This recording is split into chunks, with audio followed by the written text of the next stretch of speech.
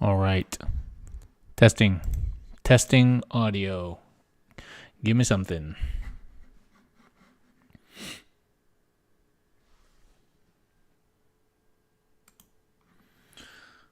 All right. Welcome everybody to Canhammer TV on this auspicious and exciting day. We have had, courtesy of some French people, pretty substantial leaks from the new book, a mere 48 hours before we get the usual week before release. So we're going to pip the thing and go over what we know today, and there's a lot. So we're going to get right into it in a second. First of all, just a quick update about Canhammer Team Tournament, because people are always asking me. So as you may or may not know, there is a lot of COVID. Right now in Ontario, a lot of COVID. Everything's shutting down again. So for now, because we're at the end of April, we're going to carry on as planned. But we have ability to back out if COVID's not getting better. So we're going to carry on as planned. The only thing is that the sign up has moved from next Friday to the week after, because next Friday I'll be in the Arctic, and I don't want to be in the Arctic when signups are happening. So signups have moved a week out, but Canhammer Team Tournament is still on as of now. Okay, that's all I want to talk about. Other than that, I wanted to dive right into this. Okay, so first of all, we're going to talk, there's some of the stuff we haven't talked about that was actually previewed by Warhammer Community this week. I didn't expect more previews because we already had a whole bunch before Christmas, but we got some more. And so that'll be included in what we talk about. Everything else we've had has either been translated from French photographs of the French codex and or relaying to what somebody else translated, so maybe a small grain of salt in those. But most of the stratagems that there are actually pictures of the French book, I've translated myself. I know some French, being Canadian, but enough to translate codex to figure out what's going on. So we will be going through that stuff today. I think it is fairly reliable. There are some other rumors and leaks that we've just gotten from various sources that are not directly from pages that we have seen, but I think this close to the release Saturday, they're probably fairly accurate. So we'll go over everything that we know up until this point. Okay, the first thing is actually what I want to do. So if you go on the Discord channel, the Custodes community there has been going crazy all day. And there's in the pins, if you go to the Custodes Collective channel in the Discord and go up to the pins, you'll find a little table linked there which tells you what we know and don't know so far. Now, that table is a little bit out of date as of right now, but it's generally a nice summary of all the stuff that we've learned off of Warhammer community previews since they started happening. So the other thing we know now from this week is that we have the name of the 5th, I believe, kata, which is called Salvus. And this basically, stance 1 adds 4 inches of range to shooting weapons, which is cool. And stance 2 says that infantry that didn't advance can shoot twice with auric weapons. Now, auric weapons is not a keyword, it's not bolded or italicized, it just says auric weapons. And we've since found out that auric weapons are in fact axes, spears, guardian spears, sentinel blades, and Trajann and Christopher Walken's axes. Everything else doesn't count as auric. So, of course, bike spears don't have guns on them, so they don't count. And so far, as far as we know, that does not include any of the Forge World weapons. However, there could be FAQ that does. Don't hold your breath, but for now, we don't know anything about Forge World, so keep that in mind as we go through these things tonight. First of all, before we go any further, shout out to everybody on the Discord and Custodes community. Everybody's turning out. We've got C. Farsight, Ultimaza, Sean Stryker, Social Studies teacher is Castro, Ultimaza, Scotch Rocks, JFK, Space Race, General Tyson, and Thurgood, and Mr. Funktastic, and Jeremy's here, Camo, Bubbo, welcome, and the Suave Lion, and S. Fleming. We got Glorak is here as well. Everybody's in the house. Oh, the other thing to mention is on January 26th, at this time of 8 p.m. Eastern time, I'll be doing a full digested codex review with Glorak and Beetlejuice Jeremiah from the Discord community. We'll be going over the codex after having played games. In fact, Jeremiah is going to have gone to an RTT and a GT already with the new book. So we're going to get some truly digested takes for you. Tonight will be all hot takes, okay? Because we still don't know a lot of the book. It's all hot takes. Disclaimer. Mick Squigs, Rob, Sister Act, everybody, welcome. Okay, so that Salvus kata is pretty good. Of course, they revealed this kata in the setting of telling us what's happened to the commander traits. So we're going to talk about that at the end, but it combos well with some of the commander traits. Okay. So General Tyson, the Codex review will be January 26th, because today is January 6th. Okay, so one thought I had before we go on to the rumors. There's a lot of stratagems, as you'll see when we go through that state that they're 1 CP for units 3 models or less, and 2 CP for units over 4. Now, that's a new thing. It used to be 5 for the 1 or 2 stratagems that it used to be before. Of course, this is a new trend that GW has made, that stratagems are cost more for bigger units. So this brings into question, and we know that Alaris can come in units from 1 to 6. So I am wondering if all of our units will have the ability of being taken from 1 to 6, which is very interesting. Now, Guardians, I believe, come in boxes of 5, but bikes come in 3s. Alaris come in 3s, I believe. I can't remember. I think so. And all the Forge World stuff comes in 3s. And I think Wardens might be 5. I can't remember. But it's really interesting and brings into possibility a lot of design space for your list if you can run big units and if you can run 1 or 2-man units. I'm already hoping to try a couple of 2-man Alaris units deep striking in and now redeploying, as we know. But it would be interesting if you could run small units of Guardians like that, 1 or 2 Guardians. It would make making battalions cheaper. You can just stick them on objectives. It'd be really interesting if we can run 1 to 6 of all of our units. And actually, that's kind of fluffy. So stay tuned. We don't know that for sure. We need to look at more data sheets. Okay, let's go with some rumors. So there's one as of yet unconfirmed rumor that the Aegis, our invuln save, is now 4 up. as opposed to this very clunky method of 5 up and then getting +1. So it seems like, thank you, we have not lost our army-wide 4 up invuln. It is now just straight up 4 up, no pluses anywhere. And we also have our 6++ against all mortal wounds, which is way better than 6++ against mortal wounds in the psychic phase only. Okay, so in that respect, we have maintained our durability and gained a very important mortal wound, feel no pain. And of course, we already know that there's, I can't remember which shield trait gives us a 5 up against mortals. So there we go. So that's awesome. Thank you. Okay, the next thing is we found out a little bit of stuff about Trajann. Okay, so up to this point, people have been pretty unimpressed with Trajann. I mean, he got 3 damage on the axe, which is good. It's actually like one of the strongest melee weapons we have now. And he got wounds and attacks, but otherwise, we didn't really know too much about Trajann. So now we know that he has lost his 3++.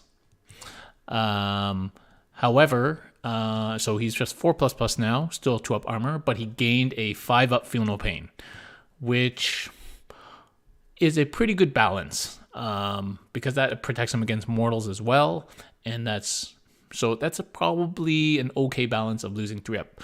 As you'll see later, we basically lost all of our 3 up invuln. So him losing 3 up invuln is not surprising, but gaining a 5 up feel no pain is pretty sweet. Of course, we know his new stats, and his aura is now a reroll 1s to hit and to wound for core, which we already assumed was happening.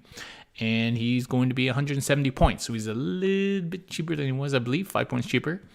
However, he has to be your warlord if he's in your pure army, but he gets 2 warlord traits. And so then, well, what are the warlord traits? So let's see. So he has something called Champion of the Imperium, which is kind of what he used to have, and he has Master of Martial Strategy. And now I don't know which is which, but these 2 warlord traits give him the following abilities. Number 1, he gets to reroll all his own hits. Number 2, he gets a heroic intervention of 6 inches. Number 3, he gets a 5 up CP regen. Should be on our own strats. I'm not sure. Could be on enemy strats. And number 4, he gets to change the order of the kata once per battle. That's 4 things that he can do out of 2 warlord traits. So this has added a lot of utility to Trajann. We haven't even talked about his moment shackle yet, but just based on the 2 warlord traits that he must take, and he must be your warlord, that's pretty crazy. Now, we don't know which traits go with which warlord traits, and of course these warlord traits are just the ones that we're going to have in our list of warlord traits. He just gets assigned 2 of them, so we will be able to load up 1 or 2 warlord traits onto any other character, so you could use those traits onto somebody else, but it's kind of cool. Finally, Moment Shackle. So Moment Shackle has changed. From what we know, he has the ability to reduce damage to 0 once per game. I assume that's on himself, but might be someone else, but it's probably on himself. He can use it to fight again, or he can use a free interrupt. And so that's the Moment Shackle. It lost the CP refund mechanic, which was clunky at best, especially with other stratagems involved in the game these days. And we don't really have any 3 CP strats anymore. So we don't really miss that much. And now he has access to a 5 up CP regen. So that's overall a great trade. So the Moment Shackle has changed a little bit, and it's fine. That's Trajann, 170 points. So I don't know. Everybody was pretty down on Trajann. Now it's like he's making a good case for himself. 3 damage axe, 3 more attacks. You know, he can give out all these little buffs, reroll auras. I mean, he's a bit of a supreme commander going on there for a reasonable price, it seems. So Trajann making a case for himself. Okay. I don't know the exact wording. Just the leak said fight again. So, I mean, he can already do that now, so it's probably the same thing. and he lost a heal. You know, he had that like D3 heal, which was almost always useless. So it's been replaced with interrupt, fight again, and reduce damage to 0, which we assume is on him. Okay, so that's Trajann. All right, let's talk about bikes. So we had a leak yesterday of the sheet for bikes, the data sheet. We don't know how many, we just know the stats. Their stats are basically unchanged, but they are now 5 wounds, which is great. Bikes have gone up to 5 wounds from 4, which makes them that much, 25% harder to kill, much more immune to 2 damage weapons. And so that's really good. Bikes going up to 5 wounds. Everything else is unchanged. The spear now is strength 7 instead of 6, which is huge because now they can wound vehicles on 4s instead of 5s. And it is -3 and flat 2 damage. So that is bikes getting a buff. The salvo missile is now a melta missile. It's one shot. Strength 10 -4, D3 plus 3 damage. So that is great. It's way better than D6 and having to spend the CP to reroll another D6. So proper melta missiles, finally. The hurricane bolters are unchanged. So bikes, by and large, got buffed. 14-inch movement still. Strength 8, not strength 10, sorry. So they got some buffs. And now we know bikes are 85 points. Well, this is the rumor, 85 points and an extra 5 points for the salvo. So 90 points for a salvo biker. And they lost, sounds like they lost OBSEC, which is a hit. Losing OBSEC on the bike is a hit for sure. And they lost the reroll wounds to charge. On the charge, but this sounds like they gained instead of that a +1 to wound on the charge, which is actually really good. I don't know which one I like better. I think I like the +1 better because then you're wounding a lot of things on 2s, other things on 3s, and then you can reroll 1s. So I think actually +1 to wound is probably better, but we'll see. Somebody have to math that out, and I guess it'll depend on what toughness you're fighting. But yeah, so it +1 to wound instead of reroll wounds, and unfortunately no OBSEC. 90 points, back to the original 90 points. So I think that bikes generally got a bit of a buff, but we'll see how they turn out in terms of the loss of OBSEC.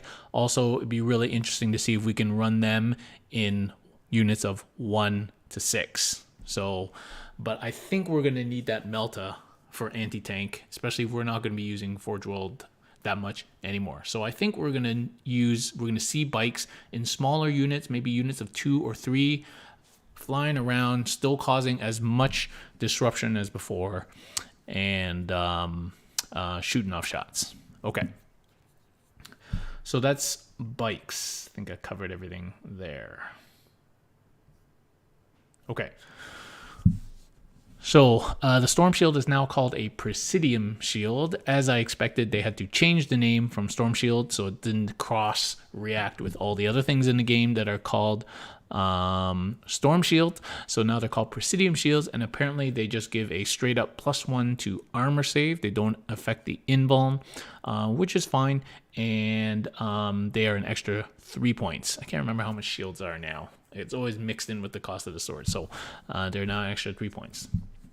The rumor is that we don't know what's happened to army-wide OBSEC. We know that bikes have lost OBSEC, but the rumor is now that Custodes models count as 1 extra model in terms of objective holding. Now, I don't know if that's just things that are OBSEC or all Custodes models or just infantry or infantry and bikes, or we don't know more than that, but we get an extra bit to help us hold objectives apparently. So that's going to be interesting to see how that actually pans out in terms of what exactly gets that rule.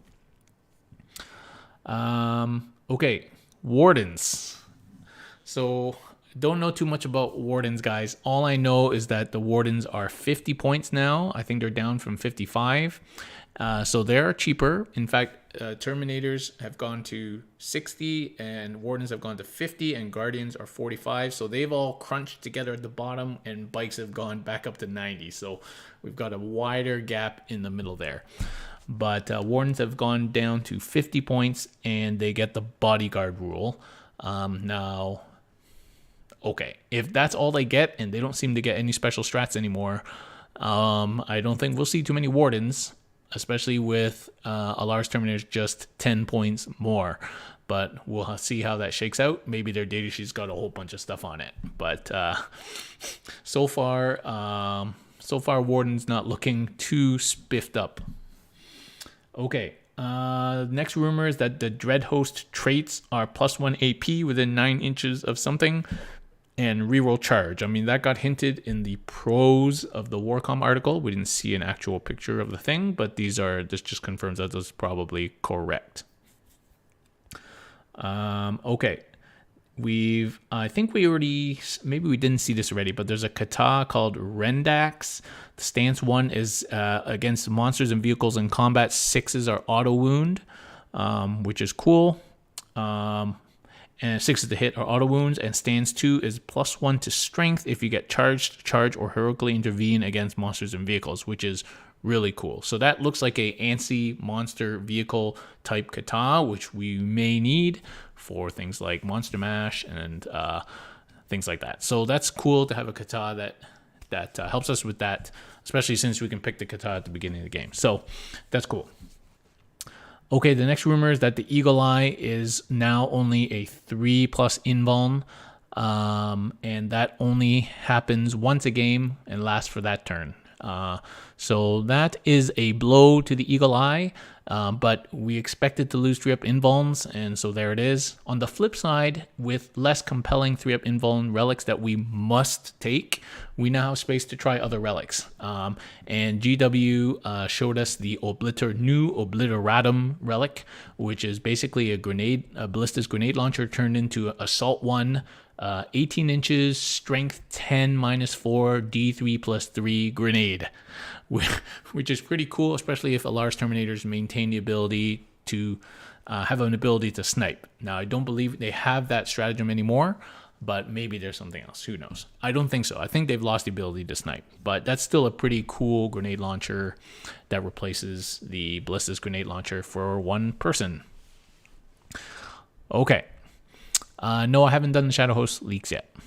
Okay, so that's another thing we learned from GW, the Obliteratum relic, which is way better than the old Obliteratum, which was one of the most useless relics. Okay, and that's my point. Like, most of the relics were not that useful because we always wanted to take 3-up invuln, but now we don't have that option. I mean, Eagle Eye's still decent for that one turn when you need the 3-up invuln, but it's certainly not as compelling as it used to be. Okay, so it sounds like the Daughter of the Abyss rule for sisters is basically the same abomination. So -1 for casting within 18 inches up to a max of -3. And they apparently also get +1 to hit against Psykers and Demons. I can't remember if they had that already, but I think they just renamed Abomination to Daughters of the Abyss. For whatever reason, they needed to rename it. Maybe to separate it from the Calexis, but it sounds like it's basically the same. So no big change there. Okay, so in terms of shield hosts, so we have a rumor, and this is a very spicy rumor if it is true, and I've not seen confirmation, but the Emissaries trait, shield host trait, number 1, ignore all hit and wound modifiers, which is kind of what the strat used to do, but now become a trait, which actually fits with what the trend has been. And also always fighting first. Now, this is truly spicy if this is true. So, I don't know. You had to wait for confirmation on that, but that is very spicy if that is true in any way, shape, or form. To always fight first. Yeah.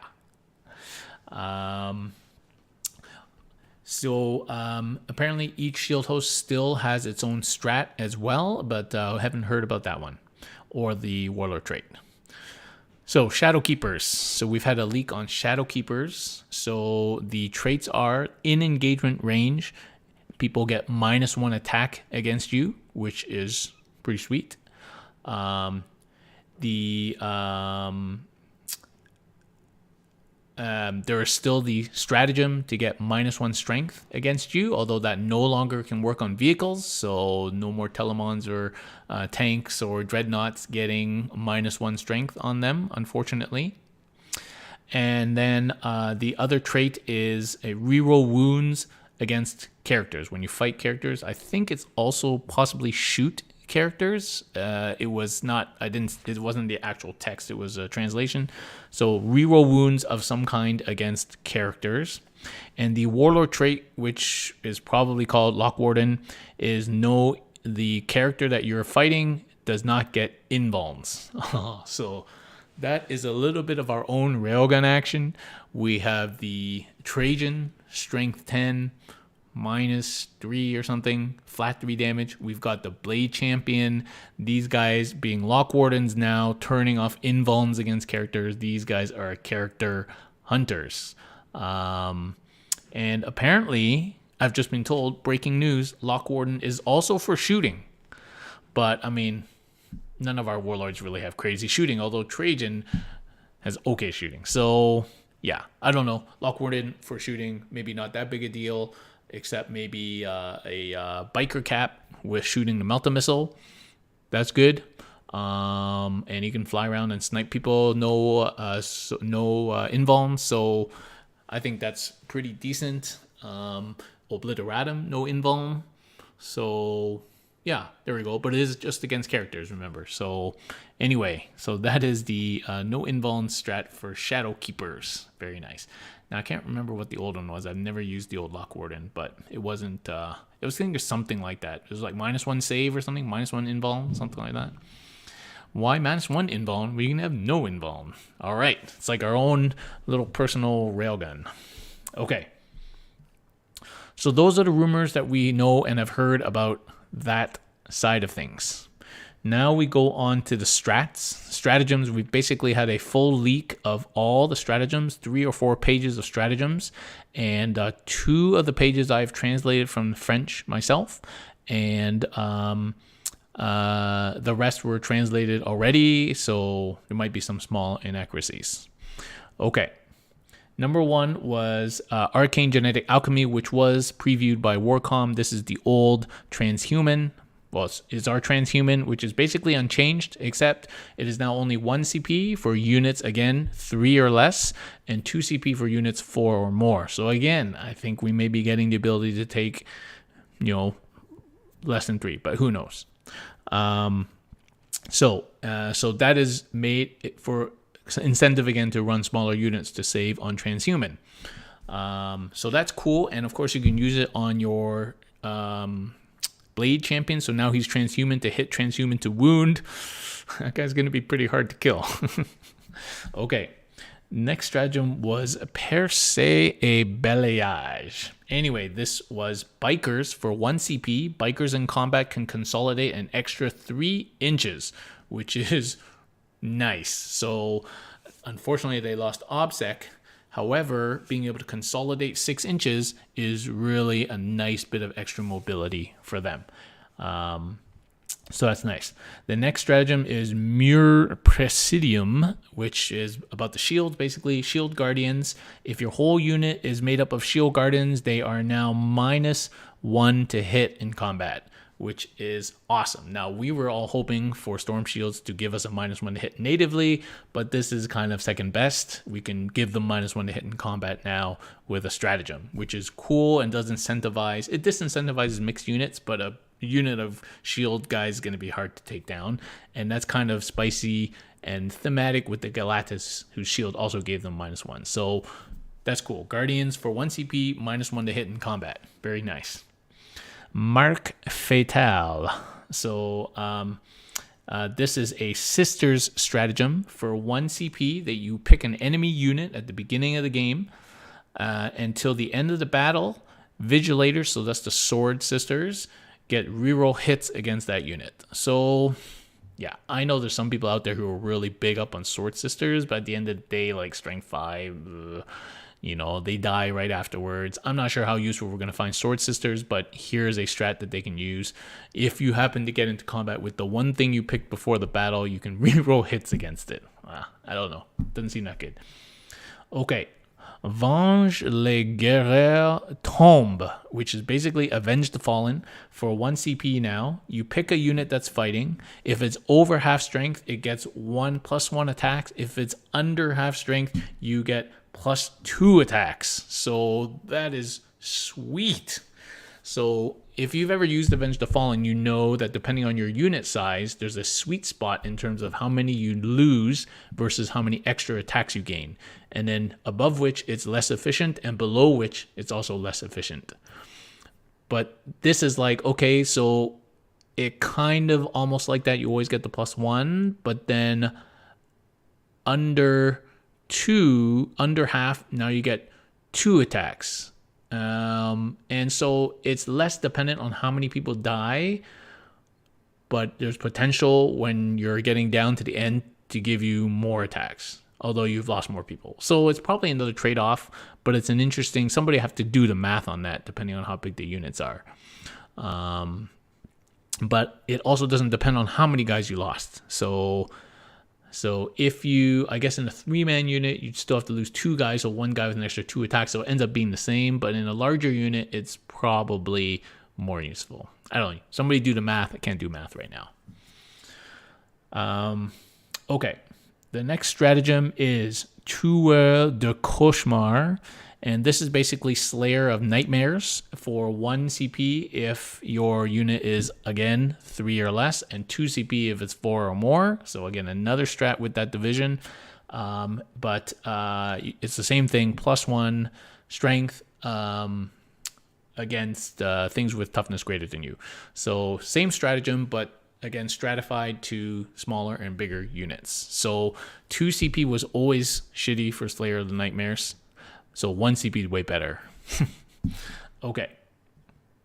If you've noticed, all our stratagems are 1 or 2 CP. Okay. The next is Serre de l'Empereur, which is the sisters stratagem that Warcom previewed. Basically, Custodes units fights, and a sister unit within X number of inches gets +1 to hit. So, again, probably not that useful because your sisters have to fight after the Custodes, during which those things are probably dead. And again, it's like Sword Sisters. So anyway, but situationally useful, possibly. Okay, next is Balayage et Purge, 1 CP. The Repurgatrice. So I need to look up what the translation is of this. Oh, so this is the Witch Seekers. So the Flamer girls, when they shoot or overwatch, +1 strength to the Flamer. Which, okay. I mean, it's good for Overwatch, I guess. If you have a bunch of them, still random number of attacks. They auto hit, +1 strength. You have to spend a CP to Overwatch. So 2 CP just to kill some things with some Flamers. I don't know. I don't know how good that is. We'll see. I don't think it's going to be that useful, but if you're going to Overwatch and you can kill some stuff, maybe some Drukhari love Flamers, I think. Okay, next is Veille sans fin for 2 CP. So this is the Fight on Death strat that Warhammer community revealed. Character that dies gets to fight before they die. Warcom preview said 1 CP, but this actual page from the codex says 2 CP, so in fact it is 2 CP. Now, actually I thought 1 CP was a great value for Fight on Death, but it turns out it's 2 CP, which is still fine. It's the standard. I would consider that standard, but yeah, that's the Fight on Death strat. Okay, next is Sagesse des Moritoires, Wisdom of the Moritoi. This is 1 CP. This is our Dread reroll aura strat, but of course it's been modernized to the new Marine version, so your Dreadnought can get an aura of reroll 1s to wound or reroll 1s to hit of your choice, one or the other. So this is definitely more useful now, and definitely something that could replace that could be very useful if you're running dreads. And of course, the picture for this was the ugly ass codex dread, which we all love and hate. So that was annoying. But anyway, so this is all dreadnoughts can use this stratagem. Okay, next is Sursaut de l'Esprit de la Machine. So this is 1 CP. This is basically Vengeance of the Machine Spirit. So this is in the command phase until your next turn. A Power of the Machine Spirit vehicle can act as if it's on the top profile. And correct me if I'm wrong, but I believe now that is only the Land Raider. So I think that's right. But yeah. So I don't think, we lost Power of the Machine Spirit on all the Forge World stuff. So yeah. So for now, it's probably just a Land Raider, which, okay. So apparently the Dreadnought's reroll strat is for the whole turn, like command phase to command phase rather than just one phase. So that's very good. Okay, the next is Engin Indomptable, which is, of course, Indomitable Engines. That's for 1 CP, 5 up Final Pain against mortals, just like it was before. However, this also now includes Sisters Rhinos. Yay. So cool. Okay, the next is Gagner un nom, 1 CP. So this stratagem is interesting. So basically, when your character kills an enemy character, normally you do something stupid like -1 leadership or something stupid, but this is pretty cool. So you get to pick one of the following two. Number one, pick I think shield host trait that you don't have and give it to that character for the rest of the game. Or the other option is pick a kata stance that you don't have and you have that for the rest of the game.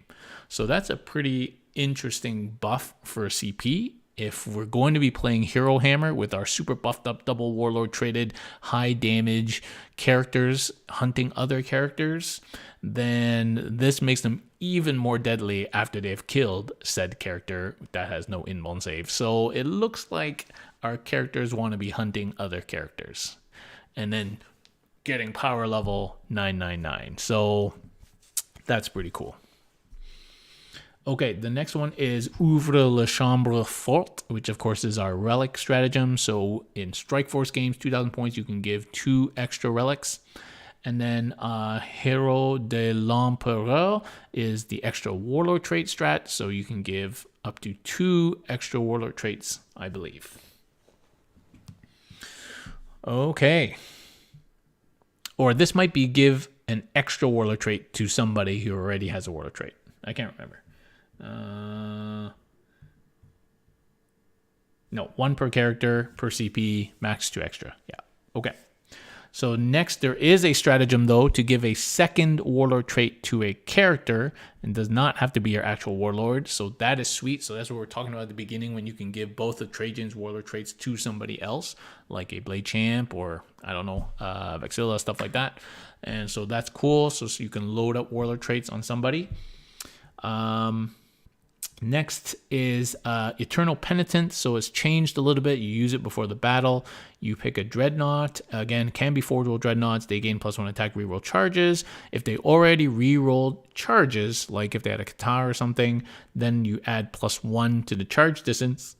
And you can only use it 1 time now, apparently. You can no longer give it to every single Dreadnought. Now, I don't think we're going to be running Dread spam armies anymore, not with all this juiciness we're talking about. However, you can only use it on 1 Dreadnought. Okay. Next is a CP to heroically intervene, just like it was before. However, if you could already heroically intervene, like with a warlord trait or with some of the traits and katas that we're talking about, you can now intervene 6 inches instead. So that can be a real good one to get into combat. 6-inch heroic is great and catches everybody off guard, especially when it's a strat and they don't know about it. So it's really good, especially if you're OBSEC and you're intervening into something, you kill them, now it's yours. That could be a 15-point swing on primary. So that is really good to have a pocket 6-inch heroic, which is cool. Okay. So next is a 1 or 2 CP stratagem that says in the command phase, when you pick the stance for your kata, you can pick a Custodes unit and give them a different stance. They don't get both stances. They only get the new one that you picked. And it lasts until the next command phase. Of course, it's 2 CP if it's 4 or more models. So this gives you, I knew that we would be getting some kind of stratagem like this to change your kata at a moment's notice. Not for the whole army maybe, but as we know now, just one unit. But this can be super situationally powerful for just that turn if you need it. For that one unit that's stuck somewhere or needs to do something. So it's really good to be able to have that manipulation ability for your traits or for your katas. So that's really cool. Okay. Next is interrupt. So we got the same interrupt we had before when you're on an objective. Basically, it seems like it's unchanged, 1 CP. Then we have surprisingly, we still have Unleash the Lions. Which really surprises me because we can run Alaris now in units of 1 to 6. I swear that Unleash the Lions was going to be gone, but I guess not. The rumor says that we have Unleash the Lions, except you use it in the command phase now instead of, I think like it was after the end of the movement phase or something really, really useless before. At the end, in the command phase, you separate out, but again, it's 1 or 2 CP depending on 3 or less, 4 or more Terminators. So I can see, yeah, I still think it's situationally not great. I think if you're planning to unleash, you probably should just, run smaller units. But we'll see. I guess it could still be as situationally useful as it used to be. Okay, next is Shoulder the Mantle. It's probably what it's still called. Maybe not, but it's basically when your warlord dies, you can pick another Custodes character to be your warlord. They get the same warlord trait as the dead warlord. If they don't already have one, they're blah, blah, blah. They don't cause us dying and blah, blah, blah. And it doesn't say only once per game. So this, instead of shouldering it from another warlord onto a shield captain, now you can shoulder it to any character, Custodes character, which is more useful, especially now we're not going to be souping anymore. The old stratagem, you could argue, was maybe more for souping, but now it's been updated. That can be, Slay the Warlord is not really a thing right now, but you could use that just to put warlord traits on somebody. Without paying for it, but your guy had to die. So I don't know. It's situationally useful if you happen to have the CP. Now, I don't know if the original warlord has to be a Custodes warlord, probably. So Lord Penn just asked if you had a sister warlord with a sister's trait. Does that sister trait go into Custodes warlord? Probably not. I think it's going to be limited to Custodes only. But we'll see. Maybe. I haven't seen the actual text on that. This is just a translation. Okay, the next one says that any Custodes unit that can fly can shoot after falling back but not charge. So this is basically bikes, but also applies to Venatari. I think those are our only 2 fly units, so Dig Bikes, Normal Bikes, and Venatari. And I assume this doesn't include vehicles, but I don't know. But basically, fly units can fall back and shoot, but not charge. So this is great, especially if you got bikes with Malta. Venatari, although we no longer have superior fire patterns, so maybe we won't see so many Venatari flying around. But yeah, so we'll have to see what the exact wording is on this stratagem. But that is an interesting ability to fall back and shoot.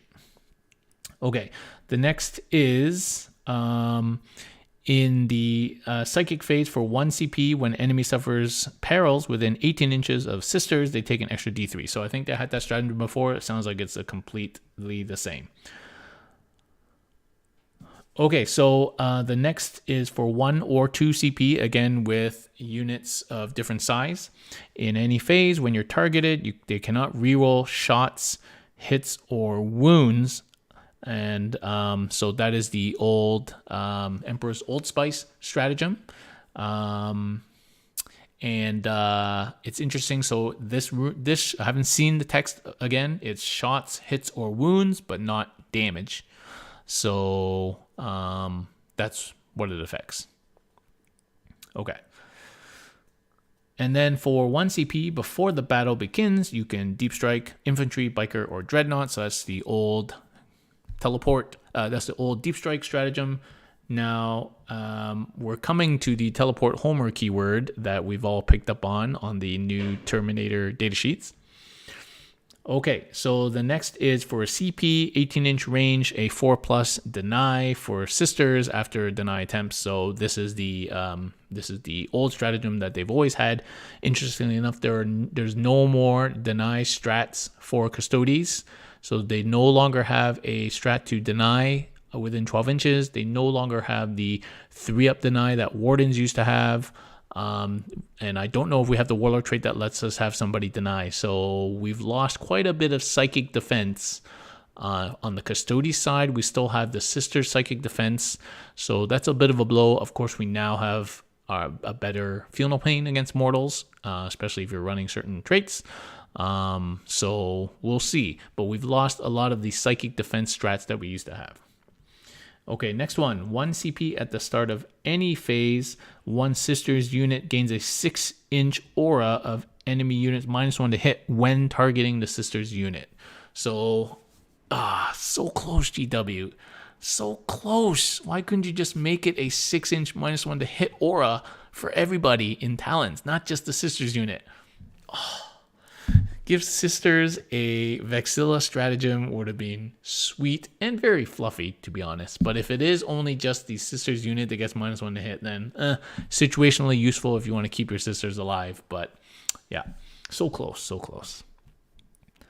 Okay, so 1 CP strat that when your opponent falls back, your infantry unit can shoot at them as if it's the shooting phase. So I think we already knew about that one.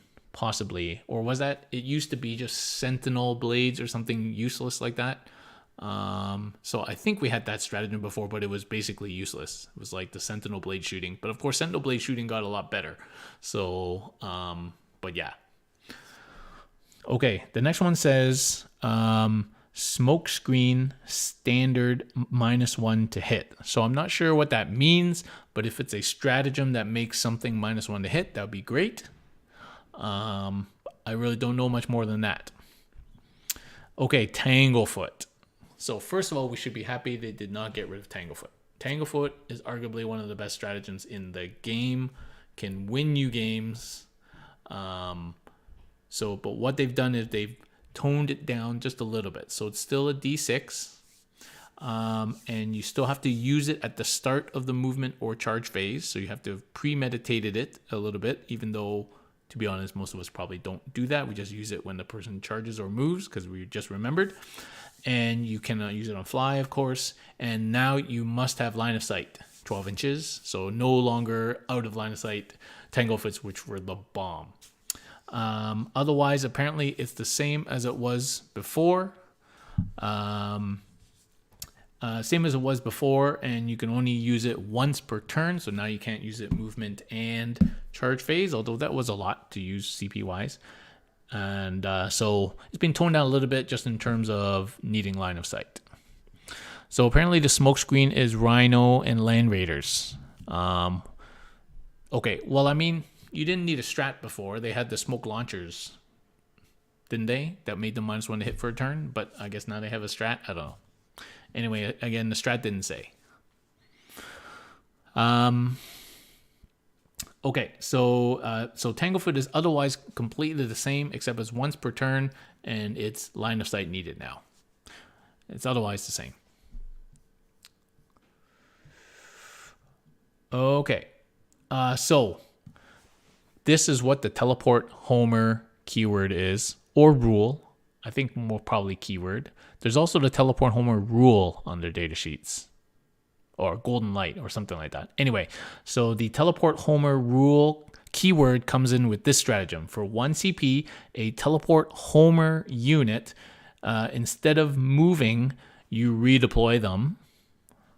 And same phase, they come down within 3 inches of the Vexilla or Alea, and 9 inches from the enemy. So it's not as good as a blanket redeploy. And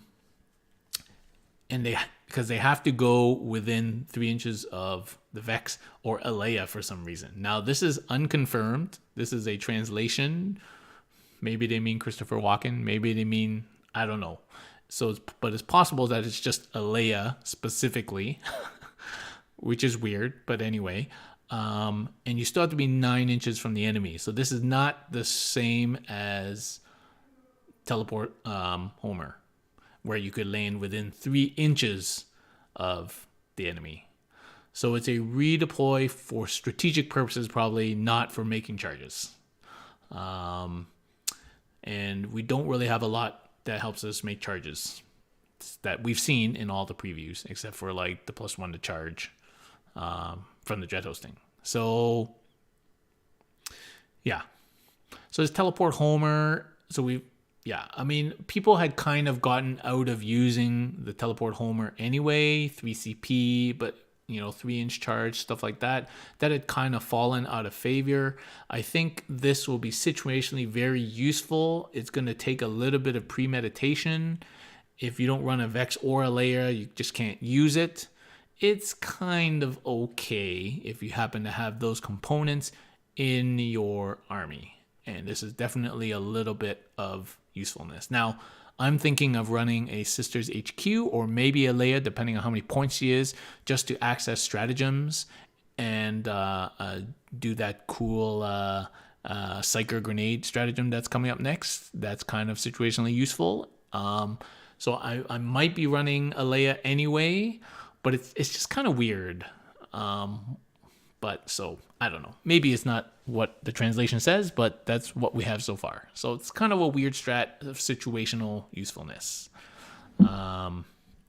Okay, it's almost like Praetorian Plate in a strat form. It's kind of weird. Anyway. Okay, and then the last stratagem is the one that War Community revealed. It's Grenade, basically the new Psycho Grenade, because they used to literally suck before. Now it's within 6 inches, it causes the Psyker to peril, which is very situationally cool, especially if they're that Psyker that's left on 2 wounds, and then they peril, and they die, and then they cause a big psychic explosion, which includes the Sisters as well, but whatever, take it for the team. But that's pretty cool. So, as I say, some of the Sister strats are useful, especially if that -1 to hit one affects everybody.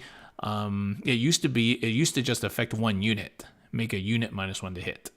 Like an enemy unit. That's the old Sister strat, which I always would love to have run one Sister's character to access just that strat. But we couldn't do that before, but now we can, so we'll see. But yeah, it's definitely nice. Okay. Whew. So that is the stratagems.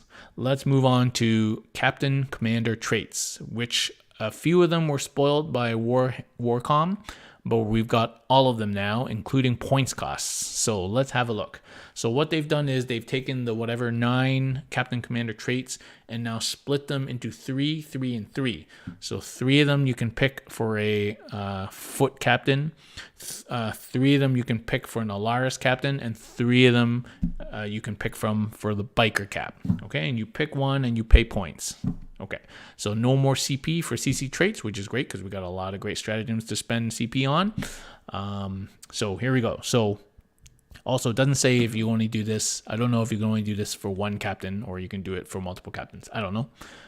Hopefully multiple, you just pay the points. But okay, so foot captain, guardian captain as they call it.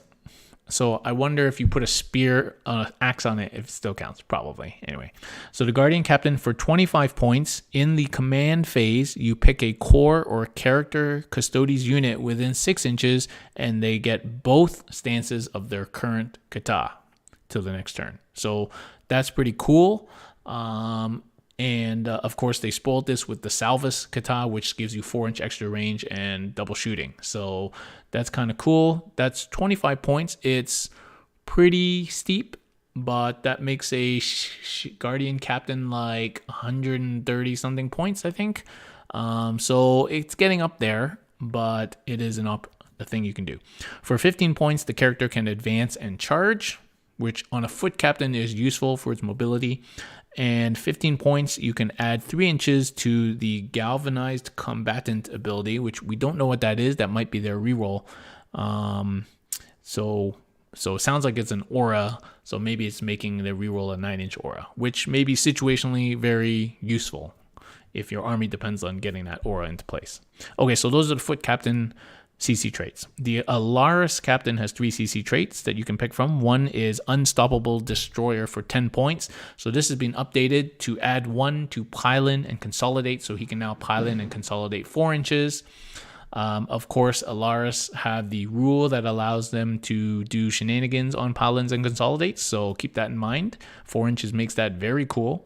And when piling and heroicing, but not when consolidating, he can now get out even if he's based. So that is something that was sucky about the FAQ'd version of UD, but now that's been fixed, but not consolidating, only pile-ins and heroics, which is still good. So 4 inches pile-ins and can go in any direction, even if based. That's going to be very useful, very tricksy for Alaris captains. And then you put like Lock Ward and you load him up with Lock Warden and like you do, and then you give him the Obliteratum and you give him a couple of Warlord traits. Like this Alaris captain could be fairly nifty. Okay, 15 points for +1 to wound against monsters, vehicles, or characters.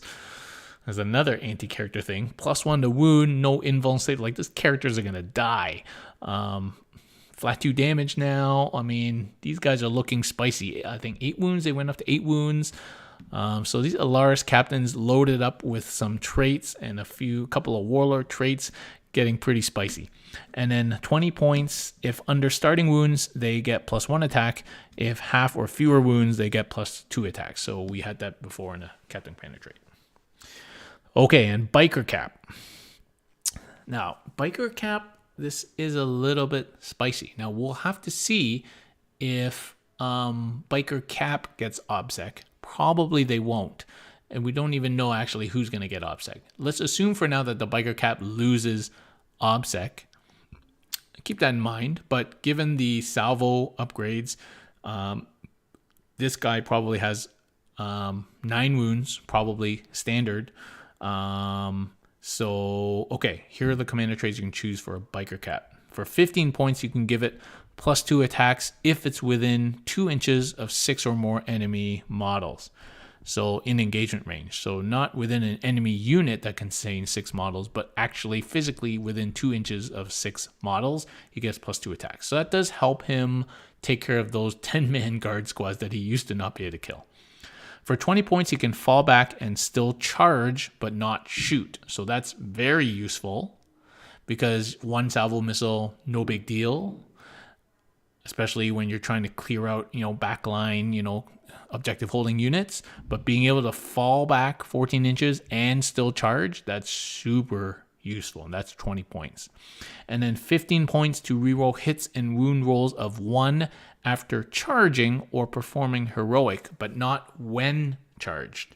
So they get a +1 to wound when they charge, reroll hits and wounds for themselves. Of course, they're a captain, so they probably reroll their own hits anyway. And then also when heroic intervening, +1 to reroll 1 to wound as well. So I think that's good. And remember, and that's 15 points. So I really like the Biker strats, especially if you were somebody using the Biker Cap a lot as a lone ranger. I think doing the fallback charge is really good. We already have a strat that lets a Biker shoot after falling back.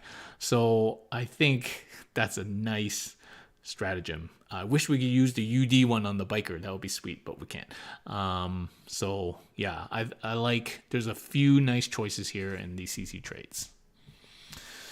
Okay, that is it. So that's quite the info dump. We're going to get basically the whole codex in less than 48 hours on Saturday morning, probably. So that's going to be exciting. So next week, I will not be internet friendly. I will be up in the Arctic, very close to the North Pole, and we'll try and follow on the Discord as best I can. But rest assured, I will be digesting our codex over that time. And then, as I say, the week after that, we're going to be doing our first podcast show of January of 2022. And then the week after that, on January 26th, tune in 8 p.m. I'll be joined by Glorak and Battlejuice, aka Jeremiah, for a full digested and hopefully played codex review. So stay tuned for that. Otherwise, thank you very much, everybody, for watching, for subscribing. Please consider joining our Custodes community where we have all the stuff going on. If you don't like a lot of messages, I would not join right now. But if you'd like to know what's going on and get all the leaks and everything firsthand, join our community. And thanks very much, everybody, for following and subbing. And have a good night.